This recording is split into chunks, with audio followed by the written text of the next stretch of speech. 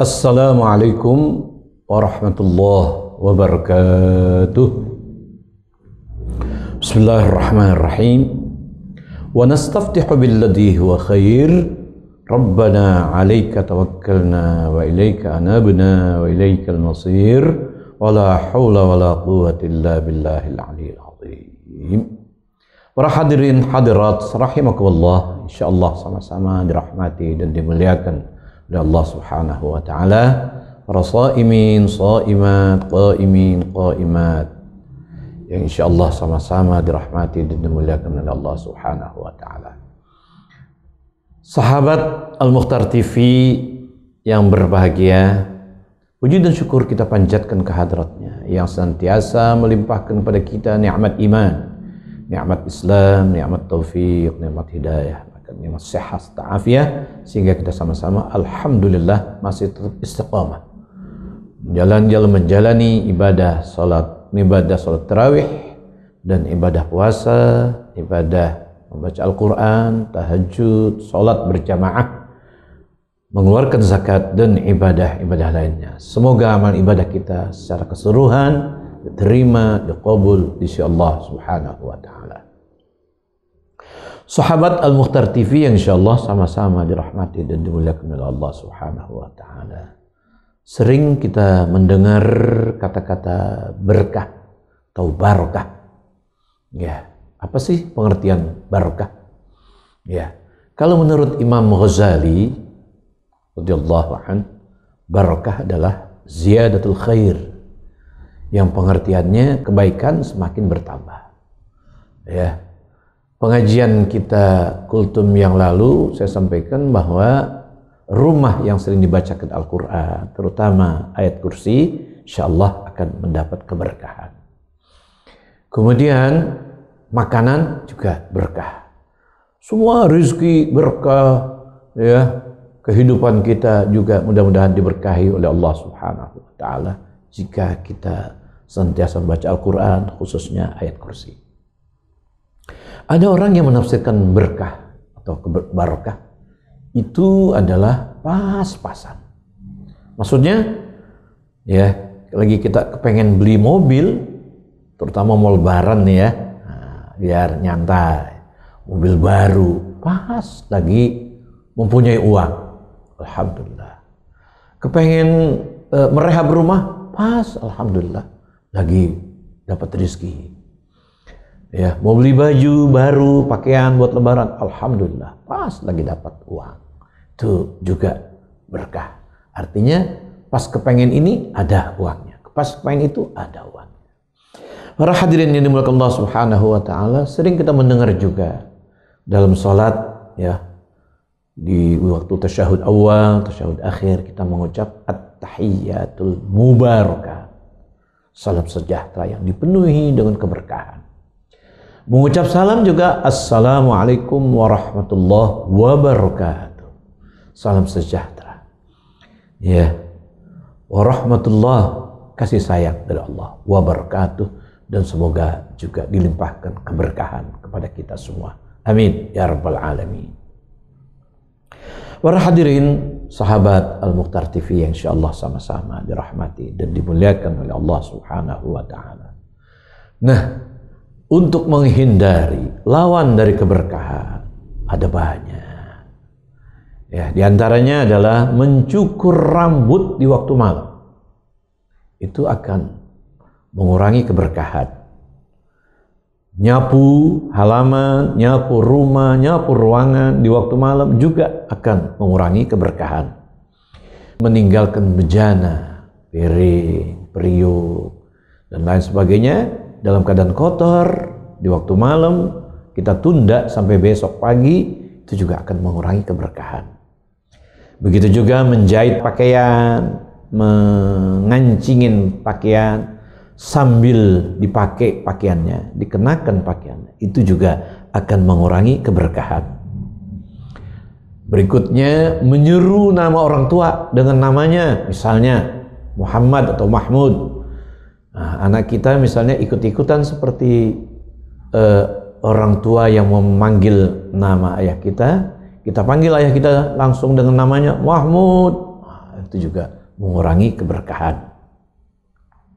Kemudian kita jalan melewati orang tua yang sudah renta, jalannya lambat, pelan, tanpa izin, tanpa permisi, kita jalan begitu saja, juga akan mengurangi keberkahan. Saya teringat Sayyidina Ali karramallahu wajhah radhiyallahu an, ketika kedatangan salah satu jamaah di mana dia mengungkapkan problemnya dia atau kondisinya dia, bahwa Tuan, dengan katanya, Tuan, belakangan ini rezeki saya seret, rezeki saya susah. Oh, Imam Ali menjawab, jangan-jangan Anda suka pakai sisir, menggunakan sisir yang sudah kerompang. Ya, itu akan mengurangi keberkahan. Tidak, Tuan Imam. Bisa jadi juga Anda tidur setelah sholat subuh. Tidak, Tuan Imam. Karena tidur habis subuh itu akan mengurangi keberkahan. Oh, bisa jadi Anda juga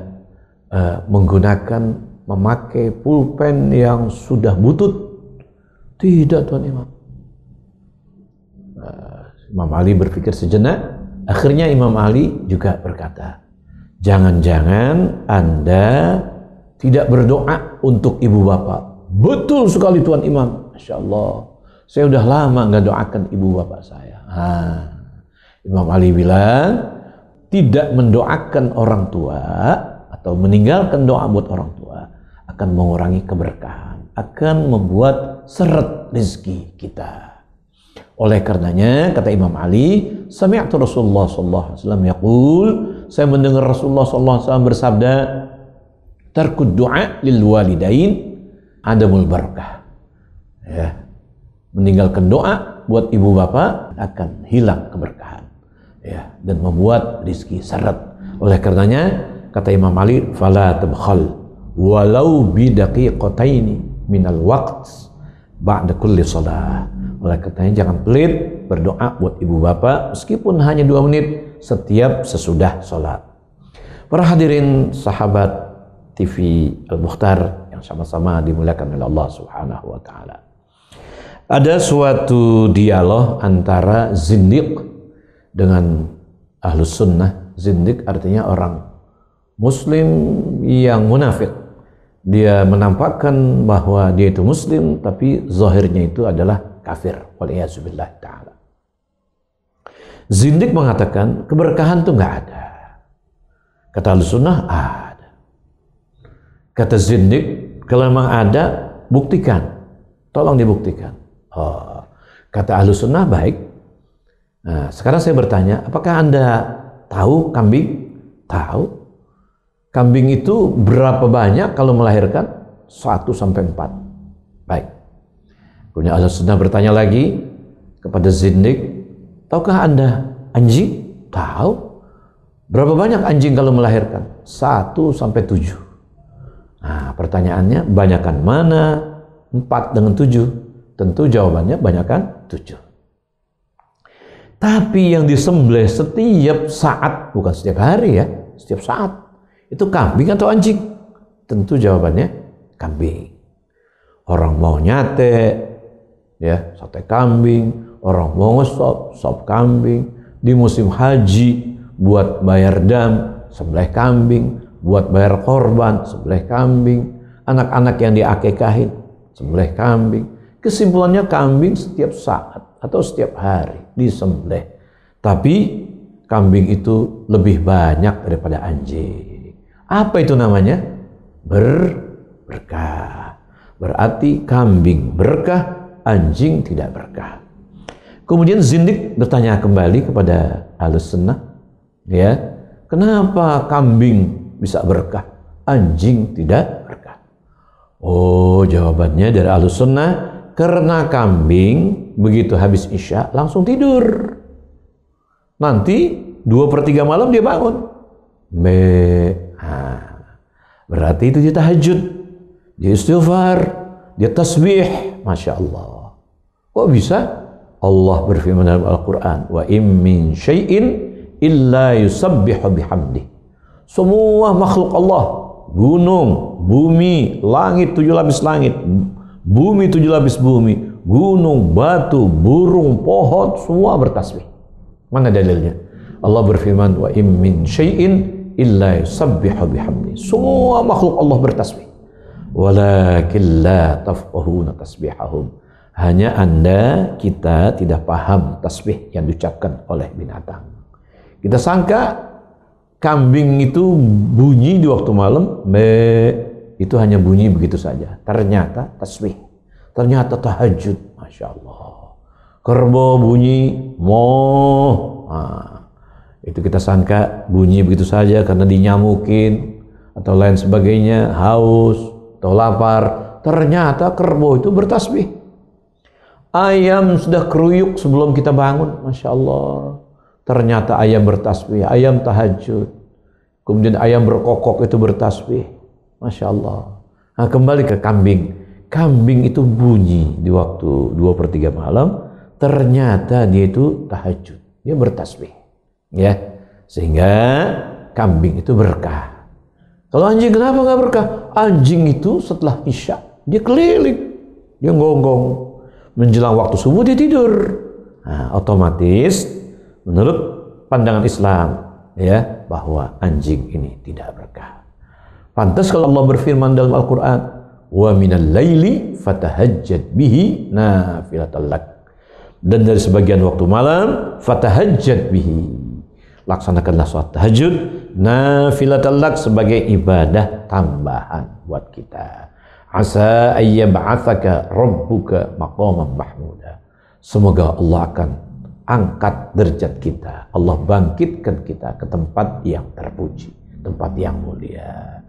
Kalau kita kembali ke sejarah bahwa para ulama salaf, terutama sahabat-sahabat, mereka pada umumnya, ya, kalau saya katakan mungkin nggak semua ya, atau semua, kebanyakan, mayoritas mereka melaksanakan sholat tahajud sehingga kehidupannya berkah, ilmu mereka pun berkah. Ya, kalau kita sholat tahajud, insya Allah Allah beri keberkahan buat kita, keluarga kita, anak-anak kita, rumah kita, ilmu kita, makanan kita, insya Allah berkah. Ya, asa ayyab'atsaka rabbuka maqam mahmuda. Semoga Allah akan mengangkat, ya, posisi kita ke posisi yang terpuji, yang mulia. Amin, amin, ya rabbal alamin. Oleh karena itu, kita laksanakanlah sholat tahajud, khususnya di bulan suci Ramadan. Semoga Allah beri keberkahan pada kita, dan semoga Allah jadikan negara kita ini negara baldatun tayyibatun wa rabbun ghafur. Allah hindari kita dari penyakit corona, Allah hindari kita dari musibah-musibah yang akan menimpa kita. Lebih-lebih belakangan ini negara kita, Masya Allah, semeraut sekali, amburadul, seperti benang kusut, ya. Saya nggak bisa terangkan ya secara keseluruhan. Pada umumnya saya yakin Anda tahu semua, politik di kita sedang kusut, ekonomi di kita sedang, ya, sedang lemah, mengalami kelemahan, dan hal-hal yang tidak kita inginkan banyak sekali terjadi. Seperti nafi dibebaskan, sekarang udah banyak penjahat, penjamret, penodong di mana-mana tempat.